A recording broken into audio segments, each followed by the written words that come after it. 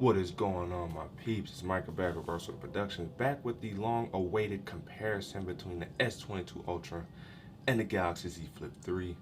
Yes, my beloved foldable flip device has been traded in for this. T-Mobile gave me a great deal, giving me $1,000 back for this in order to trade in for this. Now, how they split it up, I wasn't as happy with, but I still got $1,000 worth of trading value for the Z Flip3, so I basically got all my money back. I'm not mad at it ultimately, but I would like to come back and revisit, if not this device, the Z Flip 4 or Flip going forward, because I think having these two as a pair works very, very well. The reason why I say that is because A, the size difference, right? This is stuck at 6.8 inches. This is 6.7 inches unflipped, right? Flipped is the portability beast, you know what I'm saying? That's what I like about this phone so much, is that its portability, it goes unmatched right now. And having something that you can take with you more often, something you can have that you can take with you more often, maybe something a little more business oriented, and we'll get into that in a second.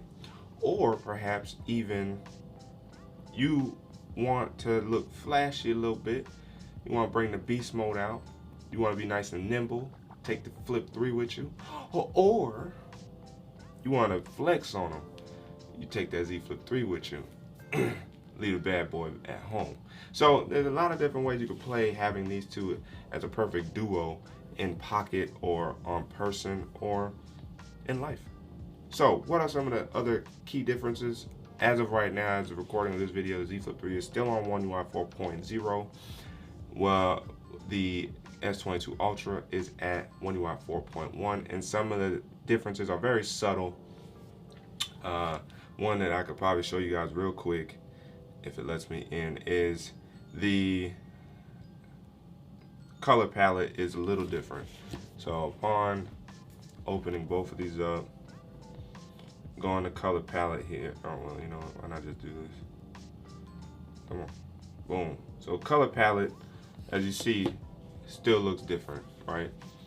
So as you see, hopefully the glare isn't too bad on the flip, but the color palette is completely different. Now, as you see, the brightness is a little different as well, and I think it's just because of the nits and difference and the slight upgrade in display on the S22 Ultra. But just in itself, it looks different than this, and you know, that's just due to the software.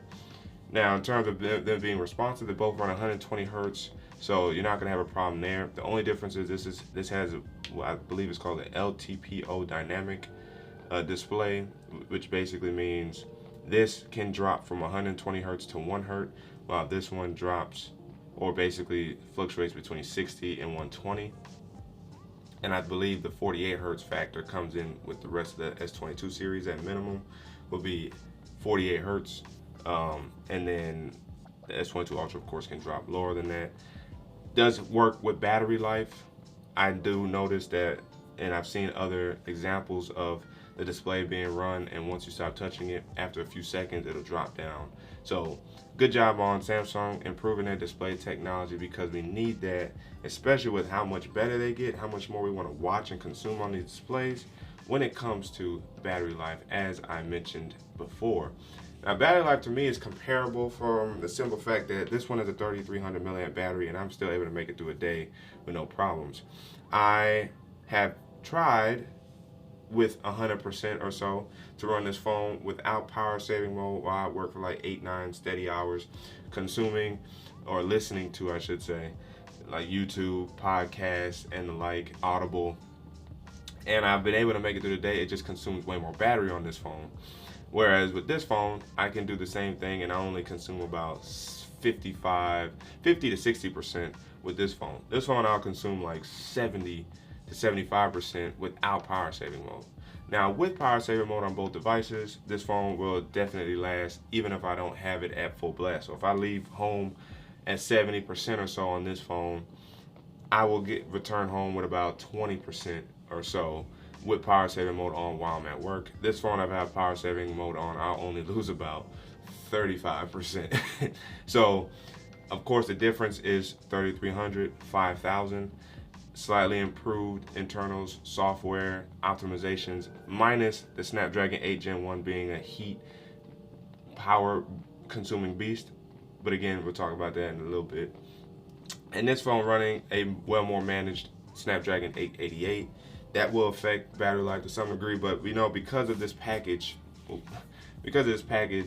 in the Z Flip 3, you're not going to get a large battery. Now, would I like to see them kind of beef this up a little bit? Yes, I would actually. I would like to see them do that with this phone, because I think this being a little bit thicker and still being in this folded state will still consume less space in your pocket, still be a pocket portable beast, and now get even better battery life. So hopefully we'll see an improvement, even if it's like 300 to 400 milliamps. Being able to see the battery increase with this is what we want to see with the Z Flip 3. Whereas with this beast, it's just a matter of taming that Snapdragon 8 Gen 1, because otherwise this phone is thick, and that's why it has 5,000 milliamps and it's a beast. Now, last year, I don't know what the S21 Ultra had. I believe the S22 Plus had 5,000 milliamps, or 47 or 4,800. And then, oh, maybe this did have 5,000 last year as well. And the S21 Plus had like 4,800. So there's a slight difference in battery between the two devices there. This year, the S22 Plus has 4,500 milliamps, where this one retains the 5,000, and I've been able to manage it very, very well. I've been enjoying it. Of course, I use Good Lock to really customize my phone, but I have been thoroughly enjoying. Oh, look at that. The camera picks up Anthony Davis's face. It's definitely been picking up a great head of steam for me in terms of wanting to use this device. And then, side note, I do have a Whitestone Dome Glass screen protector on here, as well as the camera protector from Whitestone Dome. So, what other differences are there? Of course, as you see, the color options are different, right? You got this nice burgundy, sometimes want to be red, sometimes want to be a slight purple, sometimes want to be a slight interesting pinkish hue, but it's all fire regardless. And then, of course, you got forest green, black, white, basically a silver, a sky blue, a red. This baby comes in black, white, and then you can customize and do like two tones. So you can do panda with this, with black and white, black and green, you know what I'm saying, black and blue. But they also have sky blue, forest green, white, black, this, that, and the like. Samsung's been doing a great job in terms of colors on their devices, and that's something that I've been appreciating. What other things can I point out?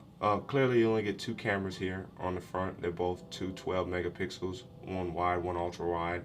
No telephoto, which is fine. And you got this outer display, which I like. I'm gonna miss, because this is basically my peephole into what's going on my phone, and if it was worth having to sign in and check things out, or basically log in. One of the things that they added in Good Lock for the Z Flip 3 is being able to watch YouTube, watch Netflix, watch certain things from this here screen, which has been interesting. Now, I believe I can still pull it up. Let's see. Where is it at? Yeah, see? So right here, it's called Cover Launcher. And if I click on YouTube, and please authorize using fingerprint. Oh, okay. So once I do that, as you see, I can bring up YouTube, and if I want to watch LeBron get absolutely mad at like a Russell Westbrook, look at that. You see that?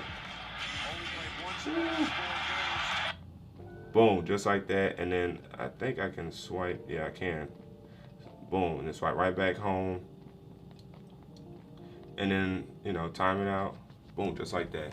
That's one of the things I'm gonna miss with this. Now, that feature came right when I got the S22 Ultra, so I only got to experiment with it a little bit. Now, because it can flip, of course, it's gonna be real easy for me to just open it and watch it. But if you're in class, you didn't hear from this channel. But if you're in class and you got this phone, you're at work and you can't outright open or flex mode your Z Flip 3, you want to watch something real quick, take advantage of that cover screen. Here, you don't get a cover screen. You just get one behemoth of a screen beast. My handability for this phone has been pretty solid. I got used to it relatively quick. It's much wider than this phone. I mean, this phone probably fits right into here. So for 6.7 inches, it's still taller than the 6.8 inches in the S22 Ultra, but that is going to be because this phone is basically purely all screen, whereas this has a little bit, as you guys can see there, ever so slightly, ever so slightly taller than the Ultra, and that is because of the bezels. And I actually like the bezels on the Z Flip 3 way better than I like them on the Z Flip/Z Flip 5G. In terms of speaker quality, I have had no problems with phone calls. Music though has been interesting. Music on the Z Flip 3 versus the Ultra has been very, very interesting. Why do I say it's been very, very interesting? That is because the Z Flip 3, because of how it's built, has a little bit more bass to it than the Ultra. And I'm not talking like it's a distinctive difference. The reason why I was able to hear was because I was listening to a song from Drake, and the song sounded clear as day on the Ultra, no doubt. Sounded great and clear on the Z Flip 3, but the bass, you could feel it with this package more than the Ultra, and I think it's because of the build quality differences. Now this phone is built very well, it's not about that, it's just literally how the bass will reverberate through the body of the phone, and that's the difference between the two. Definitely more clear on here. There have been improvements to the speakers from that standpoint, but the speakers are still amazing on the Z Flip 3, so you're not gonna go wrong either way if you like to do a lot of listening on your devices. Now, front-facing camera-wise, we got a 40 megapixel, works like a charm. We got a 10 megapixel, still works like a charm. Of course, I prefer the 22 Ultra because there have been much needed improvements. And with night mode coming to the Z Flip 3 soon, in terms of the front-facing camera, you can't go wrong in terms of nightography, taking pictures, and most of the stuff, like a lot of the thumbnails that you saw, that you've been seeing circulate for my, oh, that was interesting. For my S22 Ultra videos, have been taken with the Z Flip 3 rear cameras. So it hasn't even been taken with an actual camera. I have my camera set up where I really don't feel like kind of removing them from their setups. So I use my cameras from my phones to kind of do some of that now. And they've been working. You guys have been appreciating the thumbnails, and shout out to the Z Flip 3 for rocking through. Those are some of the things that I can think of offhand in terms of the differences and similarities between the Z Flip 3 and the Galaxy S22 Ultra. The one difference that the Z Flip 3 does not have, but will be interesting to see if it ever does get, is this S Pen here, right? This S Pen is amazing. This is the first time my handwriting also looks legible, but this S Pen is absolutely amazing. But I don't use it that often at the same time. This S Pen that I don't use often is still a beast because when I need to use it, it's there. And as you see, the screen off memo is like my most favorite thing to use. I use Samsung Notes way more now because I just jump in there, doodle some notes down real quick, and then I can either take that text and translate it, or take the handwriting and translate it to text, or I just use it as a rough draft, and then I'll go on like my tablet or another phone, or in this case, and translate myself my notes into text so that way I can see it for what I need to do. So again, S Pen wise, I wish it was bigger. I wish it was built like previous S Pens, and maybe it will be next year. But I think this is gonna be tough because much like the S22 Ultra, because of the Snapdragon 8 Gen 2, not posing any problems, of course, and Samsung will be dropping and has been dropping an update for that GOS update, the game optimizing service, so that way you can get more back out of your phone when like utilizing games and stuff like that, because it seems like it primarily shut down the performance on games. But the 8 Gen 1, people have been having, or at least geeks anyway, have been taking note of the throttling issues. Now, one of the ways I've gotten out of throttling for either device, let me in, is using, again, an app in the Galaxy Store called Good Guardians, and then I use Thermal Guardian, so I actually allow this to get more hot, but you see it still doesn't get that hot. It always stays in that medium range. Now, it could be because of the throttling. It also could be because I don't use 5G as often on this phone, because I use that setting in here to turn off 5G if data usage is low when screen is on. So it will use 5G, I guess, when the screen is off. But in terms of the screen being on, if it doesn't need it because the data is low, like right now, and I'm on Wi-Fi, 5G is probably cut off right now. And that's what also helps save battery life. So I allow the phone to understand when I need 5G and when I don't. So again, what an amazing device. The S Pen feels, it's still, I mean, I've gotten used to using it too, because I wasn't used to that small of an S Pen, because I use my Tab S7's S Pen. It felt dwarfed, right? And now I've kind of been starting to get a little bit more used to it. But that is what it is with the S Pen and the Galaxy S22 Ultra. But let me know down in the comment section your thoughts about the Z Flip3, the S22 Ultra, the S22 series, the flip and foldables. What are your takes? What are your thoughts on smartphones and where they're at today? Let me know down in the comment section below. But again, as always, if you guys haven't already, make sure you guys ignite the like button, subscribe to the channel, and hit that notification bell so that way you never miss my videos. So that way we can sit back, chillax, see what's cracking. But your man Micah signing out until the next video.